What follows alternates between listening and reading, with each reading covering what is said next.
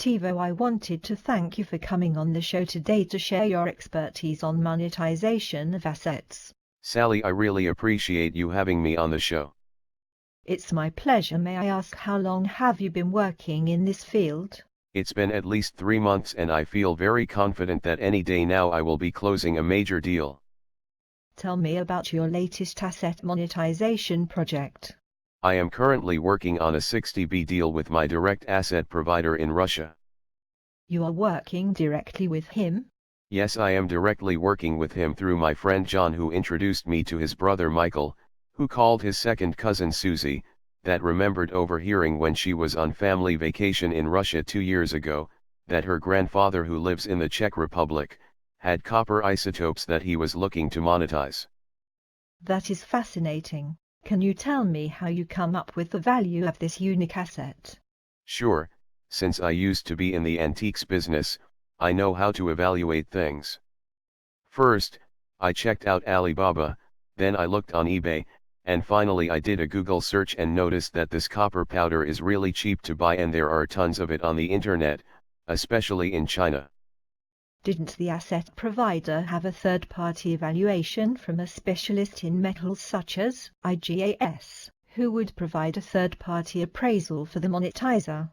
Yes, they did, but that just can't be right. They were trying to say that a gram of copper isotope was worth more than a gram of gold. I told them that they needed to fix their numbers on the report and change the gram price to a kilogram price. I then advised the asset provider that he really needed to check out his numbers since I believe they were way off. So with your infinite wisdom you decided to disregard a world-renowned, highly respected metallurgy expert's evaluation. Instead you attempted to convince the asset provider that your numbers are more accurate based on your half-ass attempt to Google the price online. Let me ask you a question. How much do you plan to earn on this glorious deal? If we were able to monetize the 60B, I would have made $60 million, which is my part. The other 10 brokers who brought me the deal can split the other 20 million that is left amongst themselves, and since I provided the most value to the deal, I deserve the lion's share of commissions. That sounds absurd and frankly extremely selfish, but you're the expert. Go on. I then advised the monetizer, Enrique, that the price was way too high, and this asset is not worth the money he was about to give up for this copper isotope, which I could easily find online no problem. I even provided him with my Google research. You do realize that the copper isotopes you are searching for on the internet are not the same as what you received from the asset provider. Also, wouldn't that jeopardize everyone's commissions, not just your own, not to mention your lack of integrity by ruining the deal? Plus, in case you have not noticed, you're really starting to look like a complete idiot at this point. Don't you understand the metric system? I do understand it. As a matter of fact, they were trying to tell me that 1 milligram was less than 1,000 grams. Wait, 1 milligram is 1/1,000,000th of a gram? Of course it's less. Where did you go to school? That is completely inaccurate. I know my values. Remember, I was in antiques business and know how to evaluate stuff. This is no different than that. Go on. So I then advised the monetizer that he should figure out what street value is for this copper isotope if he had to go out on the street and sell the assets himself. Wait, you must be joking. You took an ultrafine copper isotope that is commonly used for medical research, electronics, aviation, and of course used for military weaponry, and you told the monetizer to find out how much he can sell this on the street and go by that value for monetization. Don't you understand? This specific element is very expensive, and you certainly have no clue what the hell you're talking about. I do know what I am talking about, and why should I care about this deal anyway? I have 10 more deals just like it that are about to close any day now. I also told everybody that these assets are useless and only good for nuclear weapons, that they will probably just end up sitting on the shelf for another 100 years if we don't help them. No one wants these assets, and they clearly have no real purpose. You see, Enrique is the only one in the world that can monetize these useless assets.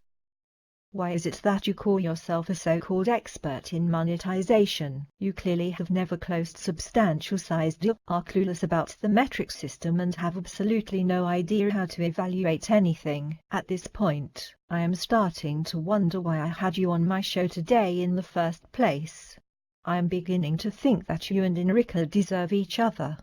I bring much value to the market. You see, I have been sending out spam offers on LinkedIn for the last 10 years to 500,000 people in many different groups. That makes me credible, and a great marketer. Although I have not closed anything recently, it shows real consistency. Consistently wasting everyone's time is more like it.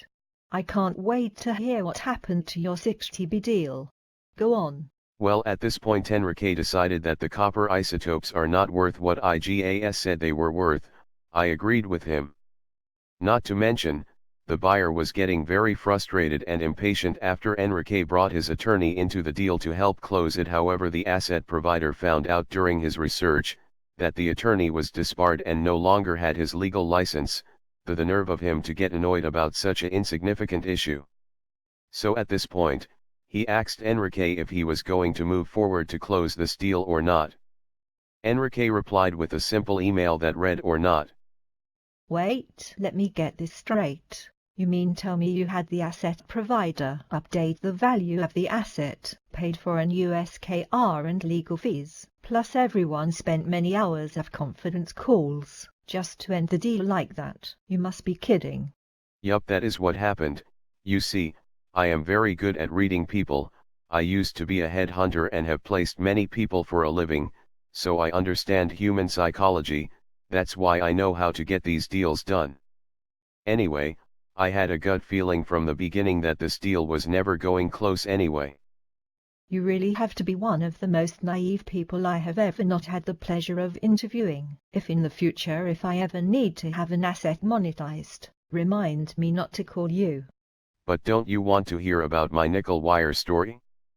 I have been interviewing people for many years, and from the sound of it you clearly have no business being involved in these type of projects. Maybe you should go back to selling antiques. You seem to have that down, and if your nickel wire story is anything like your train wreck cover deal with your potential 60B client, I will take my chances and bring on my next guest instead. Thanks but no thanks. I have better things to do with my time than waste another second here with you. Next guest please.